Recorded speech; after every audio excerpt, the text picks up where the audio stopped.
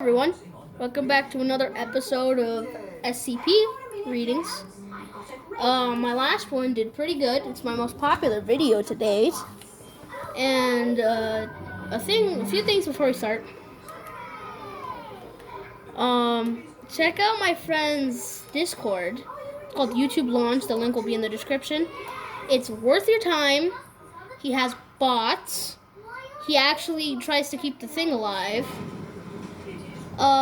I think he is trying to start mod applications. I'm not sure. I'll have to get him doing that after the video. It'll be in the pinned comment if he is. So, anyway, I'm going to begin the video. Today's item is SCP-002, as you could read by the title. I'm not sure why YouTubers do this whole bit. And enough fleshing out the time. I'll get into the video. Item, SCP-002. Object class, Euclid.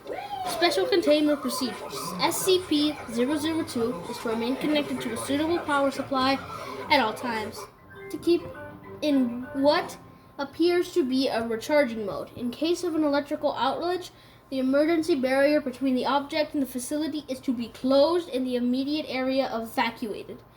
Once facility power is re-established, altering bursts of X-ray and ultraviolet light must strobe the area until SCP-002 is reaffixed to the power supply and returned to recharging mode.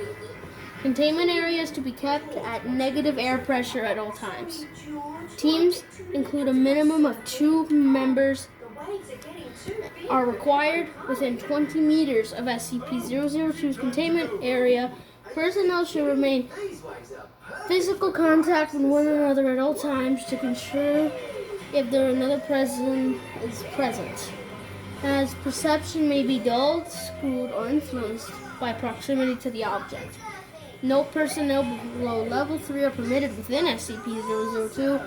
The requirement may be waived via written authorization from 2 off-site level 4 administrators. Command staff issued such a waiver must be escorted by at least 5 level 3 security personnel for the duration of their contact and must be temporarily surrender their rank and security clearance. Following contact, command staff will be escorted at least 5 kilometers from SCP-002 to undergo a severe 72-hour quarantine and psychological evaluation. If deemed fit to return to duty by psych staff, security rank and clearance may be restored when quarantine expires. Description: SCP-002 resembles a tremendous, fleshy growth with a volume of roughly 60 meters or 2,000 feet. An iron valve hatch on one side leads to its interior, which appears to be a standard low-rent apartment of modest size. In one wall of the room possesses a single window. Though no such operating is visible from the exterior, the room contains furniture which, upon close examination, appears to be sculpted bone, woven hair, and various other biological substances produced from the human body. All matter tested thus far show independent or fragmented DNA sequences for each object in the room. Refer to Mallison Report, Cross-Ref Document 00.023.603 for details related to the object's discovery. Reference: to date, subject has been responsible for the disappearances of 7 personnel and is also at the time. The facility further furnished itself with 2 lamps, a throw rug, a television, a radio, a beanbag chair, 3 books in an unknown language, 4 children's toys, a small potted plant. Tests with various lab animals include higher primates have failed to provoke a response in SCP-002. Cadavers as well failed to produce any effect. Whatever possesses the subject uses to convert organic matter into furnaces is apparently only facilitated by the introduction of living humans. For those of you who don't know, a cadaver is a dead person. Don't let it happen again, though. Thanks. View Mollison Report, Doc ID 00.023.063. Mollison Report. The following is a brief report on the detailed discovery of SCP-002. Subject was discovered when a small crater in northern Portugal, where it struck the Earth from orbit, encased in a steel-thick rock. The fleshy exterior of the object was exposed by the impact. A native farmer happened upon the site and reported his findings to the village elder. Subject gained SCP attention when the Level 4 agent posted in the area detected a small radioactive anomaly generated by the object. A collection squad of SCP security personnel led by General Mullinson was immediately dispatched to the area, where they quickly searched the subject in a large container and performed initial testing, with subjects recruited from the nearby village.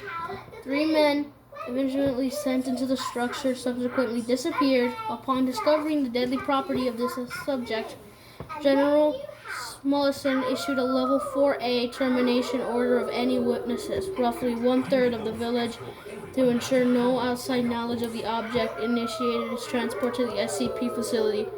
Data expunged.